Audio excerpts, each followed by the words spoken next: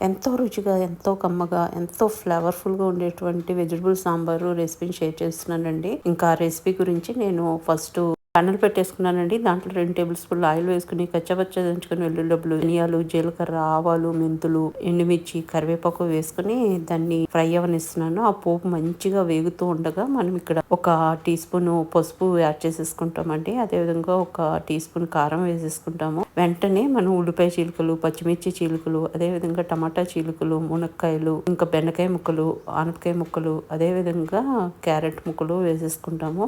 వేసుకున్న తర్వాత ఒకసారి మొత్తం అంతా మంచిగా మిక్స్ చేసేసుకుంటామండి. మిక్స్ చేసుకున్న తర్వాత ఈ వెజిటబుల్ పీసెస్ అన్నీ కూడా ఉడకడానికి వీలుగా నేను ఇక్కడ 2 గ్లాసుల వాటర్ యాడ్ చేశానండి. తర్వాత పీల్ తీసుకొని చక్రాల్లో కట్ చేసుకున్నటువంటి చిలకడ దుంపలు కూడా యాడ్ చేసేసుకొని మొత్తం అంతా మంచిగా మిక్స్ చేసేసుకొని ముక్కలన్నీ ఉడికే వరకు ఉడికించుకుంటామండి. ఇంకా తర్వాత మెదిపి పెట్టుకున్నటువంటి పప్పు, స్మాల్ గ్లాస్ కందిపప్పు తీసుకున్నానండి. ఇంకా కమలా